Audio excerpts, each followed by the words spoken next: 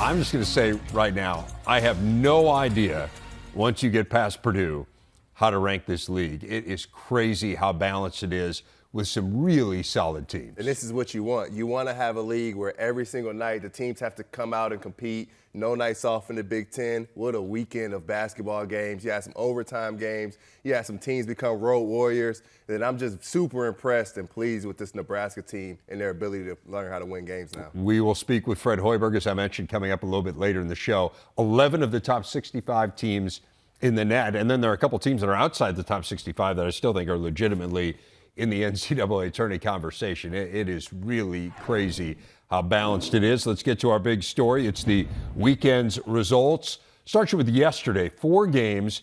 You had 2 road teams getting significant wins. Northwestern topping number 15 Indiana and Bloomington. Iowa going to Rutgers and knocking off the Scarlet Knights. Purdue also a winner away from home. Great second half to top Penn State at the Palestra. And then Maryland back up off the mat. They top Ohio State.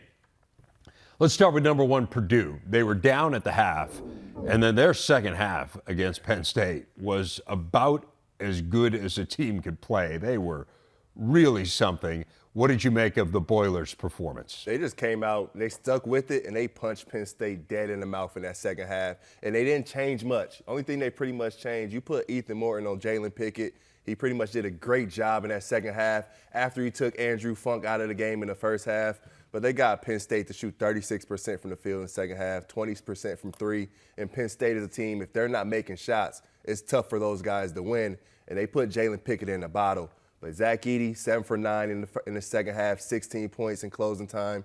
Fletcher Lawyer has been outstanding in the second half of basketball games. 14 points in the second half of this one, 11 points in the second half against Ohio State, 10 points in the second half against Rutgers. Those young guys that really came to play. How about Braden Smith? Yeah. I mean, this is turning into a fabulous story. I mean, here is a kid. Look, he was Mr. Basketball in Indiana. Right. So, I mean, it is not like he did not have a great high school career. He's not an under-the-radar player in that sense. He led his high school to its first sectional championship in 105 years of basketball. But you look at his offers, right? It was Montana, Appalachian State, Toledo. He ends up at Purdue, and so you would think based on that, and again, you look at his size, you say, is he big enough to play in the Big Ten right away, and maybe it's going to take some time for him to develop. Man, he's been fabulous. I mean, he runs that team so well. It's staggering to me. Whatever it is, Braden Smith has it. He has it, and he sets the table so well for others. It's at times where coach has to tell him to score the basketball because he wants to facilitate. You see the passes he made down the stretch against Penn State. Looked like he had eyes in the back of his head. But the last 2 games since Purdue lost to Rutgers, he's been on his game. 31 points, 13 assists, 10 rebounds, 2 steals, a block, 52% from the field, 6 for 12 from 3, and it's all been on the road. This freshman has been playing big time. Guards make you go. Purdue's freshmen, they're playing like seniors right now. 2 huge road wins, as you say, at Ohio State and then Penn State. I know Andy said during the game yesterday the NCAA is still trying to determine whether that's a road game. That was a road game. 100%. That's a road I mean, game. I'm not sure what else they need to see. I'll be fascinated by the process with which they formulate that decision. We can't, you mentioned Zach Edey.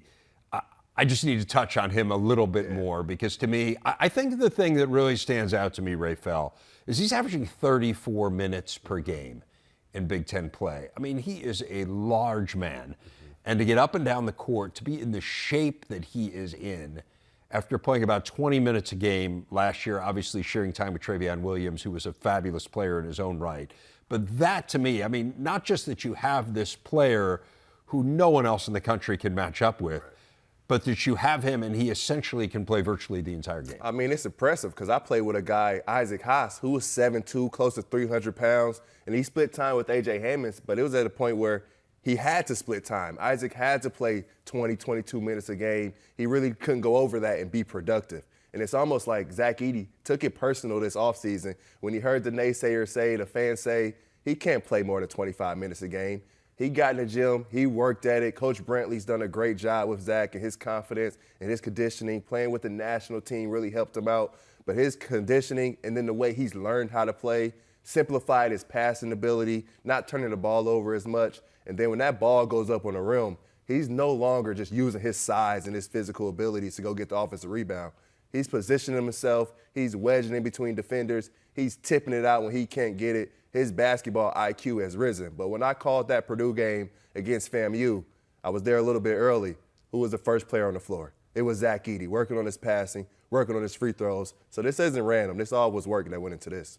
So really good recovery from Purdue, as you mentioned, after the loss to Rutgers. I don't know that anyone in the Big Ten had a better week than Northwestern. And they beat Illinois at home, then went to Indiana. I know it ended up as a one-point game, but really deceptive score. I mean, they led for more than 37 minutes. They were up 9 with 40 seconds to go and missed some free throws. And then the Hoosiers threw in a three-quarter court shot at the end of the game. But Northwestern was pretty firmly in control of this game.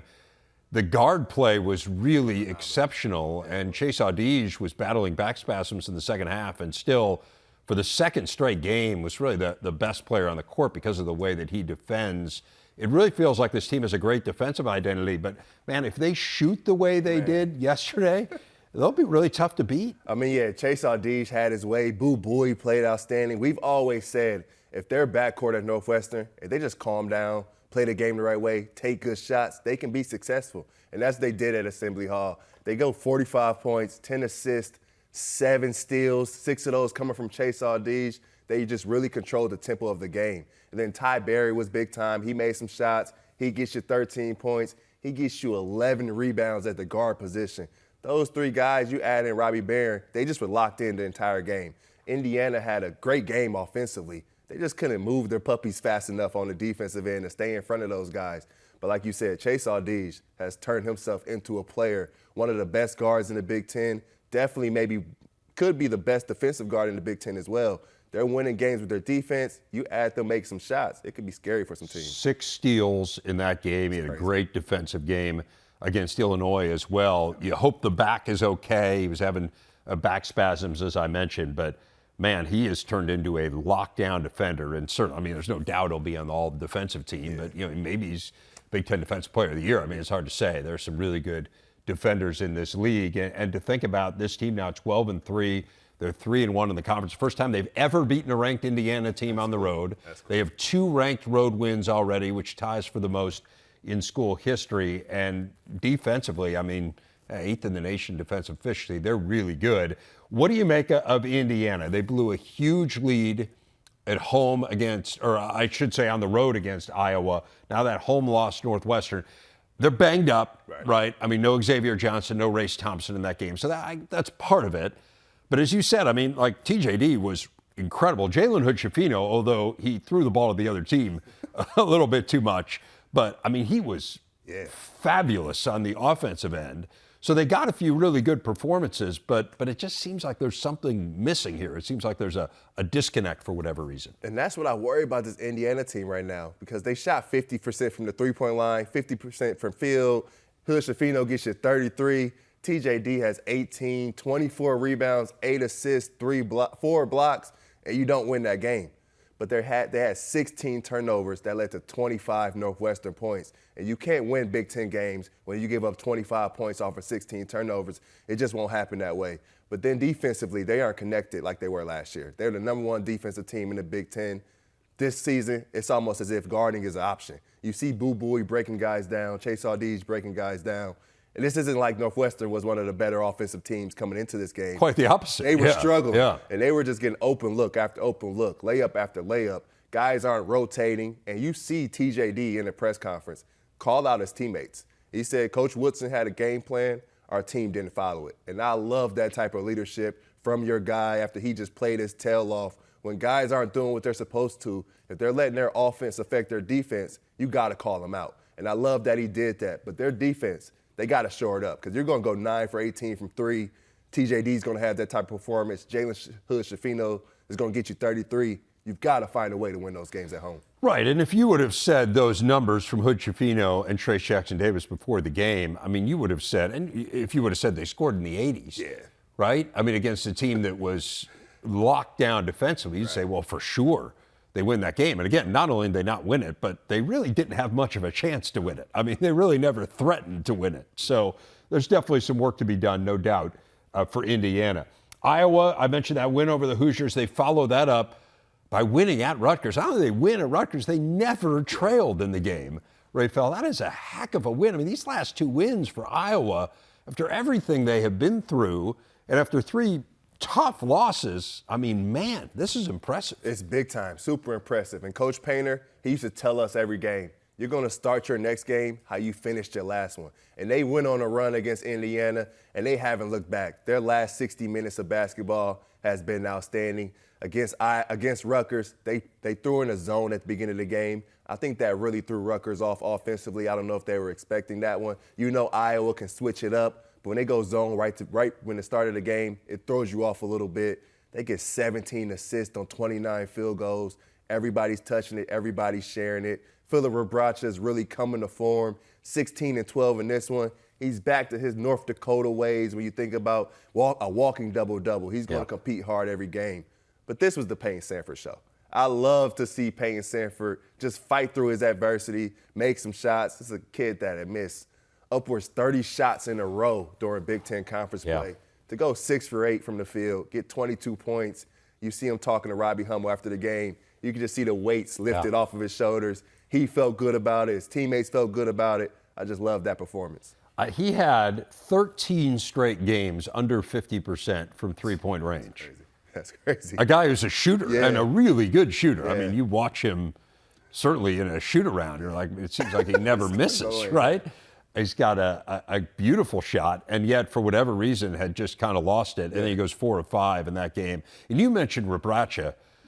He admitted that he really was kind of pushing too hard and forcing the issue a little bit last year and trying to find his way. Of course, as you mentioned, really transferring up, right? Going from the Summit League. With all due respect to the Summit League, it's a different level of basketball when you get to the Big Ten, and it just felt like he was pressing a little bit. Now 10 straight double-figure games. I mean, he is a reliable 5-spot player now in this league and probably one of the better centers in the Big Ten, and I certainly didn't see that coming. It's a huge credit to him. Yeah, he learned how to fill his role because not only did he transfer up, he was the guy at North Dakota. He was the one they went to when they needed a bucket. He was a 20 and 12 guy. He could have big games. So he transferred up to Iowa, and then he had to learn how to play with a top 5 draft pick of Keegan Murray, how to be a role piece, and that's tough at times. Especially you see guys be the man in high school, be the guy. They come to college and they struggle. I was that way, where you have to learn how to play a role, learn how you fit in the system. And Coach talked about it. He talked about it. He cares a lot. He wants to be good. So he overthought it too much last year. Yeah. This year, he's just playing ball. He's getting it on the block. If it's single coverage, he's going to score it. If he doesn't have it, he'll kick it. But then on that glass, he is a dog on the glass. You got to keep him off. Yeah, I mentioned Northwestern maybe had the best week, probably tied with Iowa. Yeah. I mean, Iowa had a fabulous week, particularly considering where they were, right? To go from 0-3 to 2-3, and I got 3 straight home games, and they're all winnable. Michigan, Maryland, Northwestern. If you win all 3, you're in a great spot. Even if you win 2 of 3, I think you're feeling pretty good. And again, bouncing back from a really tough loss, and again, everything that they went through with Patrick McCaffrey and him stepping away from the team. So huge win, huge week for Iowa. Stat brought to you by Gatorade, focusing on an outstanding performance from Maryland's Jameer Young yesterday. Young went for 30 points and 11 boards in the Terps' come-from-behind win over Ohio State. Just the second Maryland player to score 30 or more and grab double-digit rebounds since they joined the Big Ten. The other guy happened to be 10 inches taller than him. Diamond Stone did it in 2015. A win Maryland really needed, Rafael. They finally got the offense going because offense, especially in first halves, has at times been really tough to watch. Jameer Young, clearly a huge part of it, but what stood out to you in this game? Maryland needed this game, and they needed to win in this type of fashion. And I know it was no Zed Key in the middle for Ohio State, but Maryland needed a game where they just dominated in the paint. Plus 12 in the paint, plus 14 on the glass. They got 14 offensive rebounds. Julian Reese was feeling his way through the game. They needed that type of performance defensively. You're thinking about going against Ohio State, one of the better offenses, not just in the Big Ten, but in the country. So to have that type of performance was great.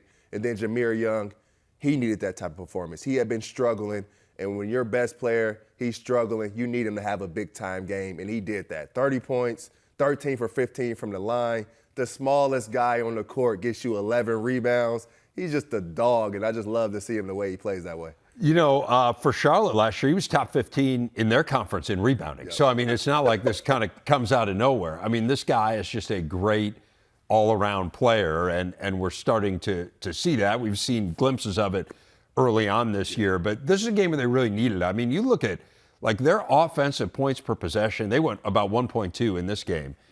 They had lost 5 straight against high major opponents, and they were at like 0.8, I mean, which is just abysmal. So to get it going, and it really felt like in this game too, when they make baskets, it kind of feeds on itself because then they can set up their defense. Yeah. They like to press. Yep. And you can't do that if you're not making baskets. So it feels like kind of it all fit together in this game. And we got a sense for what Kevin Willard really wants this team to look like. You even heard Coach Willard after the game talk about it's like our guys forgot what they were supposed to do after he scored because they haven't been used to scoring that much. So you see times where they're supposed to press and they forget to press, but you get 16 points off of 12 Ohio State turnovers, which is a lot for an Ohio State team who has such a potent offense. They needed that. They needed to be out there on defense, moving those quick feet, moving those fast puppies, getting steals, playing in passing lanes, and just really attacking the ball because their identity for this team, how they're going to win, is their defense. Their defense turns into offense, and when they score, they're able to put that long press, that defense right back on you. As you said, no Zed Key for the Buckeyes out with the shoulder injury. But again, really good win for Maryland. I still think Ohio State's really good. But Michigan State topping Michigan on Saturday. Neither team broke 60. Rock fight. Tom Izzo called it a slugfest. Rock fight would be another term for it. This is kind of old school Big Ten here. A rivalry game. It was somewhat heated. Hunter Dickinson, of course, had made some comments that ultimately he regretted and took back. But no doubt a game where their emotions were running high on both sides. What did you make of Michigan State coming out on top? I think Michigan State's defense, I don't know if it was a rock fight because everyone's missing shots or if it was really Michigan State's defense. But their defense has been outstanding over the last month. You get this Michigan team 35% from the field. They go 3 for 20 from 3. And Michigan State, they're just flying around on closeouts. They're getting the shooters. I think they did a great job on Hunter Dickinson. Although he had 18 and 7, he took 16 shots to get 18 points, goes 1 for 2 from the free throw line. That's a great defensive effort for Michigan State. And then guys like Joey Hauser, the last 3 games, almost 11 rebounds per game. He's big in his role. Although he goes 3 for 13 in that game, I like when Joey Hauser takes 13 shots and he's being aggressive within the offense. A.J. Hoiberg, since he's been benched that Penn State game, he's been playing phenomenal. Last 3 games, 33 assists, 5 turnovers. This is what you'll get when you have a Michigan State team that's connected.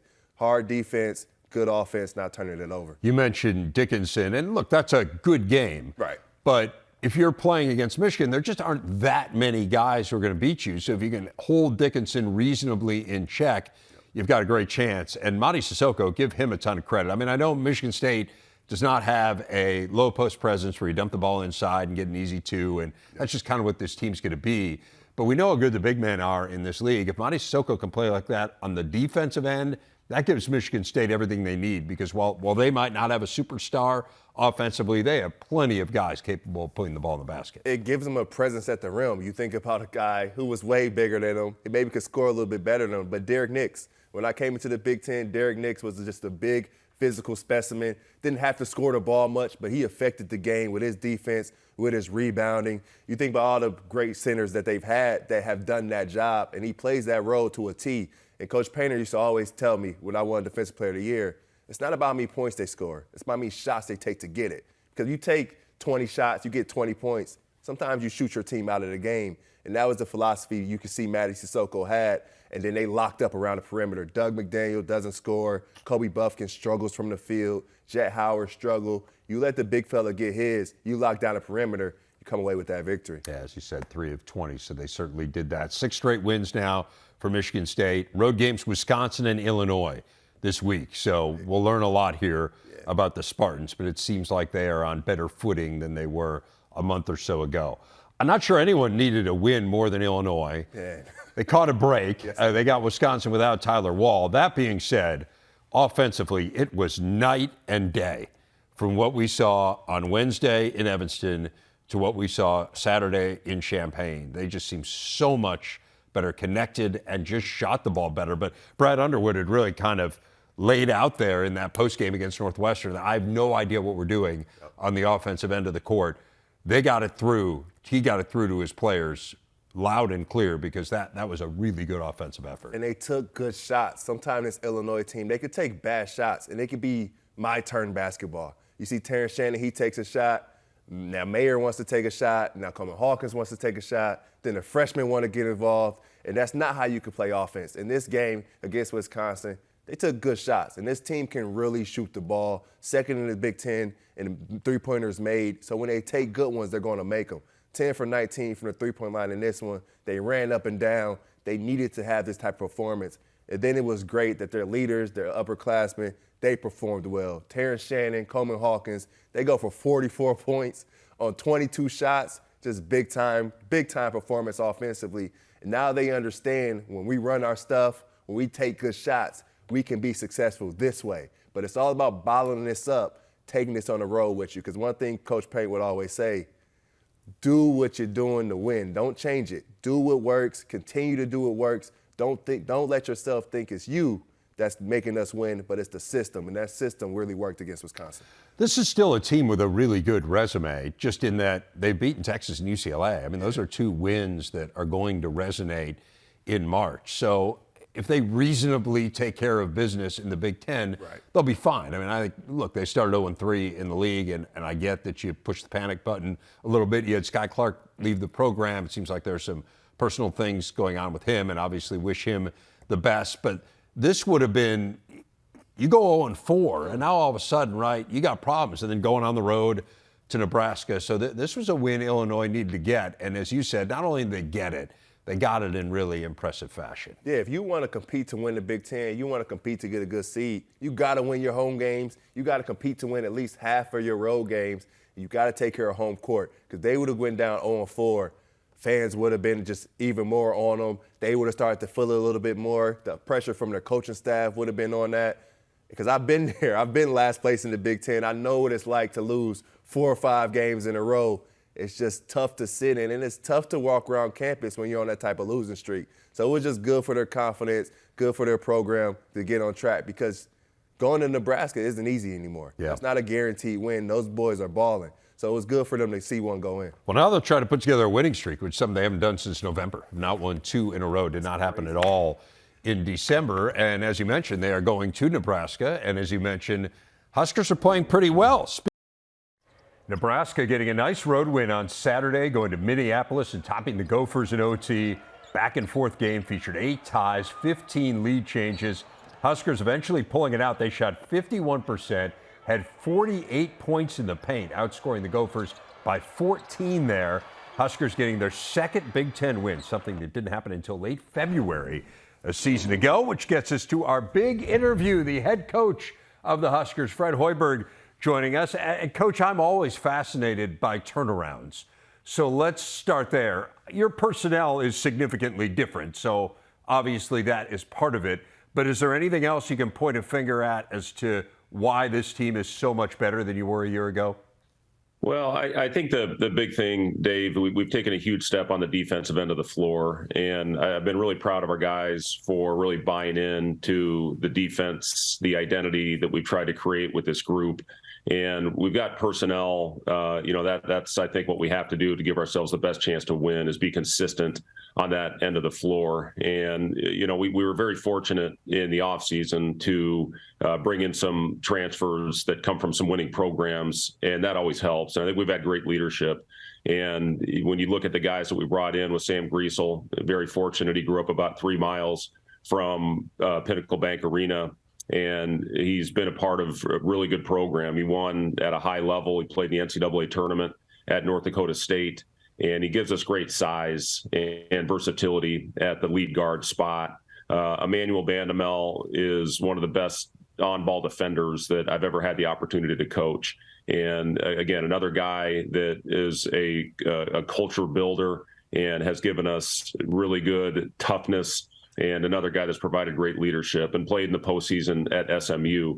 And then Juwan Gary, who was phenomenal in that last game, got us going offensively with a couple of shots early at Minnesota, and Juwan was part of a Sweet 16 team at Alabama, and a guy that won an SEC championship. And then Blaze Keita, who also won a national championship at Coffeyville Junior College the previous year. So bringing in some transfers to go along with the returners that we have, it's really been a fun group to coach, Dave. I've had so much fun because you know what you're getting every day out of this group. They come in ready to work. They they don't take a day off. They prepare the right way, whether we're coming off a loss or coming off a big win like we had the other night. It was a very business-like approach in practice yesterday. So just the overall mentality of our group has been the thing that's been most impressive to me. You mentioned the defense. It's pretty obvious that that is how Bandamel and Gary in particular are wired. I mean, it feels like, even though both of them can score, that they're guys with a really defensive mentality, kind of blue collar. I mean, Trev Alberts actually gave them black shirts after the Creighton game, which was pretty cool. Was that a concerted decision that you made in the portal that, hey, you were going to go after guys who would defend? In other words, was there kind of this overarching philosophy of this is how we're going to play to win, and now I need to find the guys? Or was it just a happy coincidence that the guys you found were wired that way? Well, I think a big part of it, and talk to the staff about it, is just to try to go out and find guys that had toughness, and that's what we found. One of the assistant coaches at Alabama worked with me at Iowa State and in Chicago, and a very good friend, and talked to me about all the intangibles that Juwan Gary brings. I had a kid named Dustin Hogue, if you remember Dustin at Iowa State, who was a very similar type guy that just did a little bit of everything, but had great toughness and gave us a guy that you knew was going to go to battle every night. And then Bandamel, what we saw out of him is a guy that could really get out there and guard, but he didn't play on the ball as much as he is for us this year. With Davis with him at SMU a year ago, is now obviously having a great year at Memphis. So he's just, again, the thing that I've been most impressed with those guys is they take a lot of pride. And they're not concerned about the other end. They're not concerned about shots. It's all about going out there and trying to take away the best player. And I feel really good if we go into a game plan with a really good point guard on the opposing team and also a good perimeter player, whether it's the 3 or the 4. Those two guys do a great job of slowing the other team down. The other thing that has really struck me in watching you guys play this year, Coach, is you have slowed it down considerably. You were top 40 in tempo each of your first 3 years at Nebraska, including a couple years in the top 20. You are 289th this year. So again, I'm just going to ask you kind of big picture. At what point did you decide that that's what you were going to do? I mean, it's clearly a concerted decision. Yeah, it's just the way this team is built. And, last year we had, at the end of the year, we really got it going and had 3 great road wins to finish the season at Wisconsin, at Ohio State, and at Penn State. And our tempo was phenomenal in those in that stretch that we had. This year we're just built differently, and, we're more methodical, and it's more about getting the ball to the matchup. And, Derek Walker, who was unbelievable in our game at Minnesota, almost a triple-double, 22, 8, and 7, I believe, and just got him the ball with space. And he just kept making the right play time and time again. And if we cut the right way, Derek's going to find it. And, Griesel's been another guy at 6'7", where we've been able to create good matchup opportunities for him in the post, but it's a more methodical approach as far as getting down there. A couple other guys that I think that have made huge strides for us, Dave. When you look at C.J. Wilcher, just the defensive intangibles that he has created, he did a great job working on his body, getting himself in great shape in the offseason, and he's been able to play more sustained minutes. But he made as big a play as anybody late in the game, getting a steal, being in the right position against Minnesota that really helped us finish that game off. And Keisei Tominaga is another guy that's taken huge strides on that end of the floor. And then Denham Dawson, after redshirting a year ago, gave us great minutes on Jamison Battle, who's one of the more difficult covers in this league. And then Jamarcus Lawrence has given us really solid minutes at the guard spot as a freshman, and Wilhelm Breidenbach is also starting to come into his own. So, again, just top to bottom, I've been really impressed with the mindset of this group and how they bought into each other. You mentioned Walker. He's such a great story. I mean, here's a guy, he's now 7 years out of high school, right? Because he took a prep year and this is his sixth year of college basketball. He's the first guy in his family to graduate from college. He started his own business. He's got a trucking company, which we talked about at Media Day, and just really seems like a great level-headed leader for you guys. Give me a sense of what he has meant to this team in terms of that veteran steadying influence that he provides. Well, yeah. You talk about the additions that we've made and the impact that they have had on our team. But one of the most important things was Derek using his COVID year and getting a guy that, like I said, can do a little bit of everything out there on the floor and gives great experience as far as not only offensively, but also guarding some of the bigger, stronger players in this league, which he's played against now for a couple of years. And, we didn't have Derek for the first 5 games of the season, and we played some really high-level teams that really pressured us. The thing Derek gives us is a pressure release at all times because of his ability to initiate offense and bring the ball down the floor and get us into a flow when we're getting heated up in the backcourt by smaller guards. So when we got Derek back, that helped us in a huge way. And then just the other games in our league. I mean, we had a great chance to beat Purdue, lost in overtime, had plenty of chances to win that one. And then we played at Indiana where they were full strength without Greasel. So, again, now that we're healthy and if we continue to buy into the defensive end of the floor, we're going to have a chance most nights. And I do think this team is somebody that is very easy to get behind. I think our fans have really appreciated the effort that they give. And as long as we continue to play together, we're going to have a chance.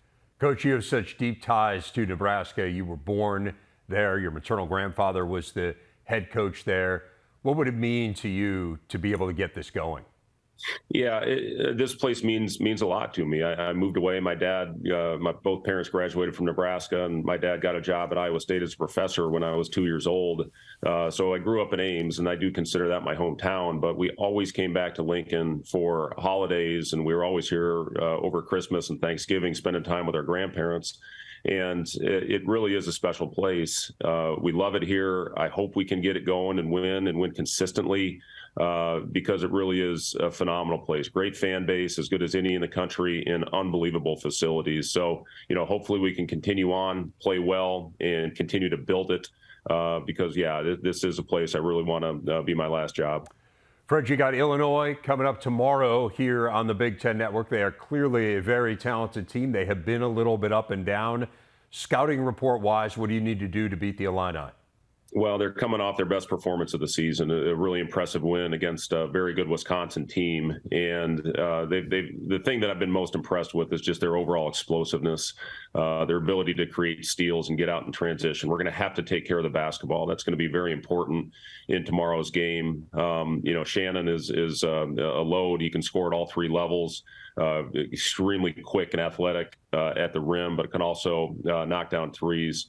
Hawkins coming off a game where he made 6 threes against Wisconsin. We're going to have very spirited contests and be there on catch for him. And then always with Brad Underwood's team, the physicality that they play with, we're going to have cuts with purpose and pace. We're going to have to screen, as well as we have all year. And we're going to have to rebound the ball. That's going to be very important to hopefully slow them down a little bit, get them into the half court, and finish with a good physical block out and hopefully a 2-hand rebound. Looking forward to watching that one tomorrow night here on the Big Ten Network. Fred Hoiberg, head coach of the Huskers. Thanks, Coach. Really appreciate it. Yeah, thank you, Dave. Appreciate it. Time to go around the Big Ten. The Ohio State women's basketball team completed a 17-point comeback in the second half against Illinois yesterday. Pulled out a 6-point win. Taylor Mikesell dropped 31 points to help the Buckeyes improve to 17-0. They're only the 3rd Big Ten women's team ever to reach that mark and first team to do it since Penn State in the 93-94 season.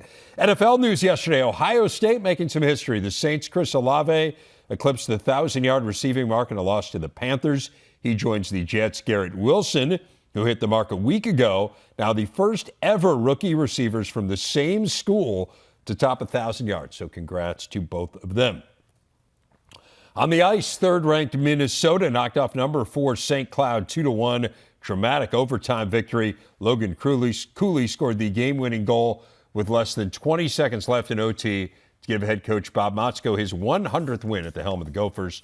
The two teams split their weekend series. New AP poll is out. It was not particularly kind to the Big Ten. Purdue drops from 1 to 3, despite the fact they did get wins over Ohio State and Penn State in road games, but lost at home to Rutgers, and that cost them 2 spots. Houston is your new number 1. Wisconsin remains in the poll. They go down 4 spots. They did lose at Illinois, as we discussed, but Indiana, Ohio State, both falling out of the poll. As you can see, though, there are 6 teams receiving votes: Indiana, Michigan State, Northwestern, Rutgers, Illinois, and the Buckeyes. Rafael, interested to get your reaction to this. Let's start with Purdue. And I think you can make an argument, absolutely, that Houston could be number 1. You can make an argument Kansas could be number 1. You can make an argument Purdue could be number 1. But if the rationale is kind of recency bias in losses, that doesn't make a whole lot of sense to me. I think if you look at the breadth of their resumes, Purdue still stacks up very favorably. I think you look at who Purdue is beating, when they beat them, and where they beat them. That's got to matter. You go to a neutral site, you beat Duke, you beat Gonzaga, you beat West Virginia, you beat Marquette at home. Those are great wins. And then I look around and I look at Houston's wins and their losses. You look at Kansas's wins and their losses. They just don't stack up to Purdue's. Purdue lost a home game to Rutgers at home during the last 30 seconds, that last shot by Cam Spencer. They go on the road, beat a top 25 team in Ohio State. You go play a game at Penn State, you win that one. Those games have got to matter. It can't be just that game against Rutgers and you drop down to number 3. It makes sense because it looks like it's when you lost last, not necessarily who you lost to. I just hope Purdue would have been higher. They have 5 top 25 KenPom wins, which is the most of any team in the country. The beauty of the poll, and we're going to spend a few minutes here discussing it, so I'm not going to sit here and denigrate it, but the poll doesn't matter. I mean, it truly is irrelevant. It matters in how you are perceived. It matters when we are promoting games. We can say, you know, Friday do we have the number 1 team on our air in Purdue, or do we have the number 3 team? Well, it turns out we have the number 3 team. But aside from that, the committee's never going to look at the poll. The other stuff, the net, obviously matters a whole lot more, but there's still something to being ranked number 1, and it doesn't. Again, you can make an argument as to why they're not. I understand they lost a home game, but a little curious. Wisconsin, they were 14. They lose to Illinois without their leading scorer, drop 4 spots. They're the only other Big Ten team in the poll. Seems reasonable. I mean, I don't think that's an unreasonable drop. What do you make of that? No, that won't make sense. You go on the road, you lose a game. I do think it should matter that Tyler Wall doesn't play in that game. I think things like that have to matter. You look at Ohio State, they go on the road to Maryland, they lose that game. They lost to the number 1 team in the country. Zed Key didn't play at Maryland. So I think those injuries, they have to come into a play when you're going to ranked teams or whatnot. But this Wisconsin team, by the end of the season, I think they'll be higher. Tyler Wall coming back into the lineup. They'll win more games, especially in this conference season. And again, to see 6 teams receiving votes, I do think it speaks to the depth of the league. And I think if you were to say about this league, they have one really great team and then a lot of really good ones, I don't think anyone would really argue with that premise. And that's essentially what this poll is saying. No, that's fair. There's an elite team.